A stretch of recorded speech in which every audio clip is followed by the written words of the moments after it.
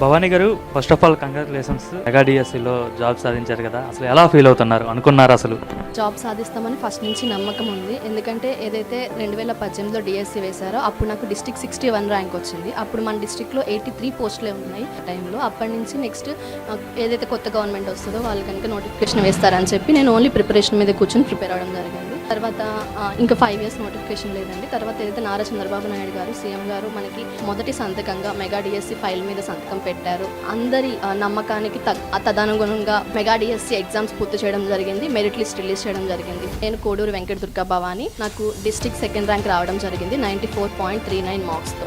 ఈ mega DSC prepare అవ్వడం అనేది చాలా ఒడిదుడుకులతో కూడుకుందండి ఈ 5 సంవత్సరాలు. ఎందుకంటే ఇంట్లో ఫినాన్షియల్ కావచ్చు. మా ఫాదర్ గారు కోడూరు దుర్గారావు గారు తాపీ మేస్టర్గా పనిచేస్తారు. మా అమ్మ కోడూరు రాజ్కుమారి, తను హౌస్ వైఫ్గానే ఉంటారండి.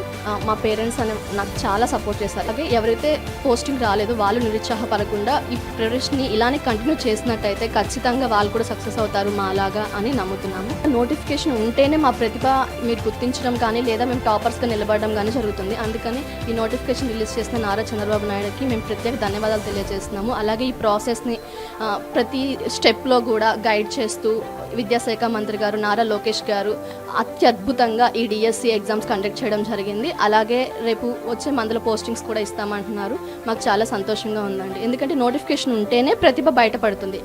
నేను చాలా హ్యాపీగా ఫీల్ అవుతున్నాను.